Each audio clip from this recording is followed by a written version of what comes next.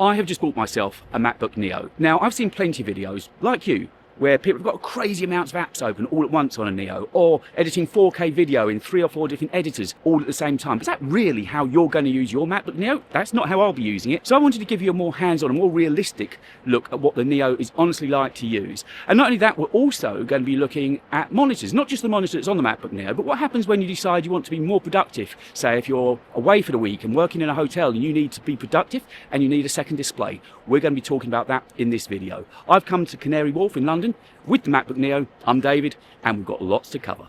I bought my MacBook Neo a couple of days ago from London's Apple store on the Brompton Road. When I bought it, I decided to trade in my M3 MacBook Air because, well, sad to say, I hadn't used it in months. I've been using the iPad instead on days like this, and I'm only going to need one portable MacBook anyway, and the Neo's going to be more than good enough for the kind of work that I want to do with something like this. If you're wondering what specs I went for, I went with the slightly more expensive model, 512 gigs of storage in Citrus with the fingerprint ID. The fingerprint ID is just going to make it much quicker to open up and use when you're out working on the fly like this. And as for the storage, 512 gigs is going to be more than enough storage, I reckon, because this is never going to be my primary machine. It's not going to be a hard-hitting, heavy work machine. It's always going to be a secondary device I'm doing fairly light work on. And anyway, as long as you've got a reasonable amount of iCloud storage, which is still actually pretty affordable, I don't think the 512 gigs of storage is that much of an issue.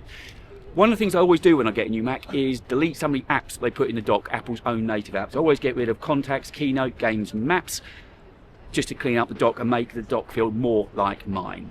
Now, I've only had this for a day, and I got it out of the box. I haven't charged it yet. I've been using it for a couple of hours today, and it's at 46%, which I guess isn't bad because I did all the installs on it last night, put the important things on it that I need, like Adobe Creative Cloud, Final Cut, Ulysses, things like that. And I say, it hasn't been on charge yet. My first impressions are, I miss the backlit keyboard. I really do miss the backlit keyboard. So when I was working in the studio late last evening and I had some low light on, that felt a bit of a downgrade from the MacBook Air, but it's something I'll get used to. The trackpad though, I thought I was really going to dislike. But the trackpad feels fine. It's clicky, it's accurate, it's fast, it's not a problem at all. It's really lightweight and portable. When it was in my backpack today, I barely knew this was with me, so from that point of view, I love it. And also, there's a little feature I came across that I really liked. I was plugging my camera into it last night because I've worked out that I can use this as a monitor. I can use this as a display. Via a cable, I can plug it into one of the USB-C ports on here, but I plugged it into one of the ports and it said you'll get faster results if you use the other port, which I thought was a really neat little feature of this Mac. I hadn't seen that before in any of my other Macs, and I really like that. One of the big benefits of Apple, well, generally this year actually, with the iPhone 17e and with this now, they're making things affordable. I remember when I had to wait forever and ever and ever to get my first Mac, but with this now, it's bringing down the bar to entry to be creative, to get into the world of Mac. They're no fools, they know what they're doing, but equally I think it's a great thing that people that want to get into creating, want to maybe start editing videos, they can now get their hands on something like this without breaking the bank and begin to be creative. So that's my first take on the MacBook Neo for the first couple of days, and so far, I'm liking what I see. At the moment, you will have noticed I'm trying to make less and less videos in the studio. Not that I've got anything against my lovely studio, but I want to get out and experience these Macs and tell you what they're like to use firsthand on a full day out. Now, I didn't come out with 100% on here. I think it had about 60-odd%. I think that's what I said a while ago. And it's now down to 29% after about another hour. So I haven't done that much on it. All I've done is read some notes for the video and imported some files off the SD card from the camera. I bought up a SD card reader, plugged it in and imported some files. That's all I've done with it. So the battery isn't, I've got no charge with me today either, so I've got a little bit of battery anxiety going on. But I just want to talk about the display on the MacBook Neo. It is a typical Apple display. One of the first reasons that I wanted to use a Mac was I saw how gorgeous these displays were. I never knew back in the day they were called a Retina display. But this, of course, is a 13-inch liquid Retina display with 500 nits of brightness that supports 1 billion colours in Adobe's sRGB colour space. And it's a great display. But as good as it is, there is one limitation to it. It is only a 13-inch display, and of course, there is only one. And that's the thing. This thing is designed to be taken out, to be worked with. Presumably you could be away on business, you could be away for a week in a hotel room and you need to get some productive work done. And that's when you need to think closely about using a second display. And I brought some displays with me up to London today that I'm going to talk about in just a moment from Espresso displays. And they've made something that is just perfect, absolutely perfect to pair up with the MacBook Neo. Over the years, I've made one mistake time and time again, and that is trying to save money on a display that's going to go with my Mac. I spent all my money on a Mac and I think, no, I'll save a few pounds on the display that's going to go with it. but it honestly ends up costing money. They break after 6 to 8 months anyhow, and when they are working, the colour and resolution aren't that good. It's better to try and find a good monitor and spend a few pounds more at the beginning to save you money in the long run. And also there's other hidden benefits to using a second display with your Mac as well.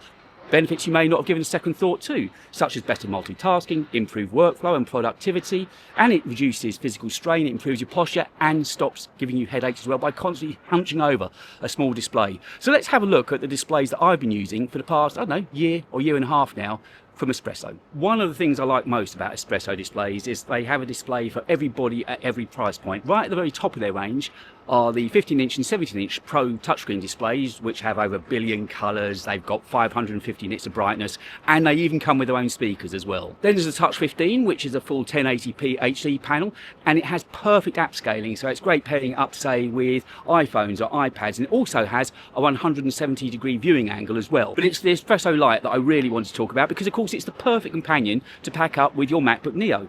It only weighs 570 grams, it's a full 1080p panel, and it comes in 5 colours as well. Like with all Espresso displays, it's got 2 USB-C ports and their pass-through ports, so you could say use a power bank to plug into one of the ports to power your Mac, and then you could obviously use the other port to run from the display into the Mac itself. It has 400 nits of brightness, so it's perfect for working in hotel rooms, hotel lobbies, airports and so on, and it has 100% sRGB colour coverage as well, which means it's going to give you something over 16 million colours. And the other great point to notice is it's really power efficient as well. It only draws down 5 watts of power from the Neo's 36.5 watt-hour battery. It works equally as well in landscape or in portrait orientation. And as with all displays from Espresso, it comes with a stand in the box. This one has the Stand Plus, which gives you complete flexibility. You can either have it sitting alongside your MacBook Neo or behind your Mac with the screen above it. And here's the thing, even with all of that functionality, the beautiful build quality, the wonderful colours, the great resolution, it's the price point that it's coming at. Just over £200, £219 I think here in the UK. It's just a win-win. It's a perfect display to pair up with the MacBook Neo. So before getting on the train and heading back, my final thoughts on my first full day with the Neo. It is a perfect travel companion from the point of view of portability, weight, the brightness of the screen, all of that works tremendously well. I mean, my camera bag is heavy today, but it's not the fault of the MacBook Neo. It's a brilliant travel companion. When I get to travel again and go on planes and fly abroad and stay in hotel rooms, I can absolutely see me using it. The one thing that has surprised me, I know I haven't given it a full charge. I know this was out the box just 24 hours ago when I was setting it up. And in fairness, I did do the setup on it. It's the battery. It's down to, I think, about 6% now. I've only been out for 10 hours or so, and that did surprise me.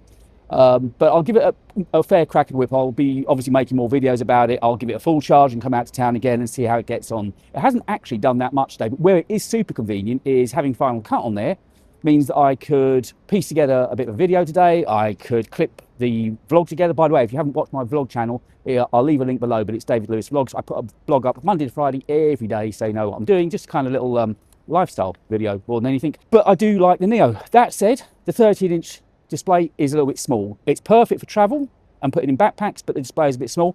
So I would always want to use a second display with it. And these displays from Espresso are just brilliant. You know that I don't make a lot of dedicated or integrated videos. I try to find brands that I want to work with, that I genuinely believe in, and I genuinely use every day. And Espresso displays I use every single day. The 17-inch Pro display is on my desk all the time with my M1 Max MacBook Pro at my studio at home, and I use a 15-inch Pro at the studio where I normally shoot from. I really rate these displays, and because again the Lite is only £200, just over £200, and only 500 grams, it does its job brilliantly. You know, working on it today in London, it was just such a joy. I was able to have the timeline on one display, have the notes on another display.